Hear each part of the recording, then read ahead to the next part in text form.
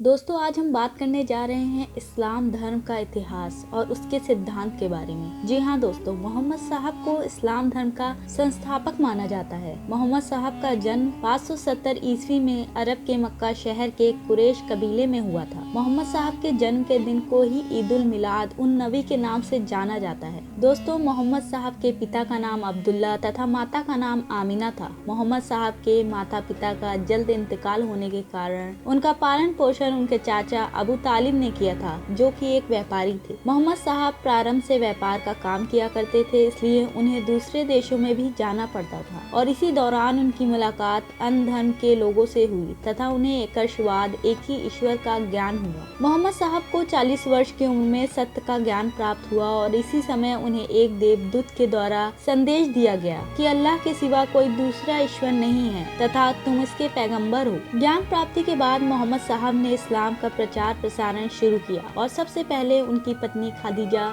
दामाद हजरत अली, मित्र अबू बकर एवं अन्य व्यक्ति जैद बिन हारिस ने इस्लाम को कबूल किया था। मोहम्मद साहब तथा उनके साथियों ने सबसे पहले मक्का में ही इस्लाम का प्रचार किया, परंतु मक्का के लोगों ने उनका बहुत विरोध किया, इसलिए उन्हें मक्का से मदीना जाना पड़ा। मोहम्मद साहब ने मक्का से मदीना की यात्रा सितंबर 622 ईस्वी में की थी, जिसे इस्लाम में हिजरत के नाम से जाना जाता है और इसी समय में हिजरी सावन की शुरुआत हुई। मोहम्मद साहब के विचारों को मदीना में खूब समर्थन मिला और लोगों ने इस्लाम को भी कबूल किया। मोहम्मद साहब को देवदूत जब्रियल के कुरान अरबी भाषा में संप्रेषित की थी। मोहम्मद साहब ने कुरान की शिक्षाओं के उपदेशों को जन जन तक पहुंचाया था। मोहम्मद साहब की शिक्षाएं पवित्र कुरान में संकलित की गई हैं और प्रत्येक मुस्लिम के लिए उसमें 5 सिद्धांत बताए गए हैं। पहला है कलमा। इसे इस्लाम का मूल मंत्र माना जाता है। ला इलाहा इल्लल्लाह मुहम्मदुर रसूलुल्लाह का अर्थ है अल्लाह एक है, उसके अतिरिक्त कोई नहीं।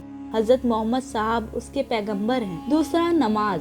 प्रत्येक मुस्लिम को प्रतिदिन 5 बार अल्लाह की नमाज प्रार्थना मक्का की ओर मुंह करके अदा करनी चाहिए। तीसरा रोजा। रमजान के पवित्र महीने में रोजा व्रत रखना जरूरी है। चौथा ज़कात। प्रत्येक मुस्लिम को अपनी वार्षिक आय का 40 हिस्सा स्वेच्छा से गरीबों को दान करना होता है, जिसे धार्मिक दान के रूप में माना जाता है। 5वां हज। प्रत्येक मुसलमान को अपने पूरे जीवन में एक बार मक्का की यात्रा करना जरूरी है और उसे ही हज यात्रा के नाम से जाना जाता है। 8 जून 632 ईस्वी को मोहम्मद साहब का इंतकाल हो गया था और उन्हें मदीना में ही दफनाया गया था। मोहम्मद साहब की मृत्यु के बाद अबू बकर के अनुयायी सुन्नी तथा हजरत अली के अनुयायी शिया कहलाए और दोनों ने अपने को मोहम्मद साहब का वास्तविक खलीफा उत्तराधिकारी माना है। हजरत अली की 661 ईस्वी में और उनके पुत्र हुसैन की 680 ईस्वी में हत्या कर दी गई थी और इसी घटना के बाद शिया एक निश्चित मत प्रदान कर दिया गया था। मोहम्मद साहब का जीवन चरित्र सबसे पहले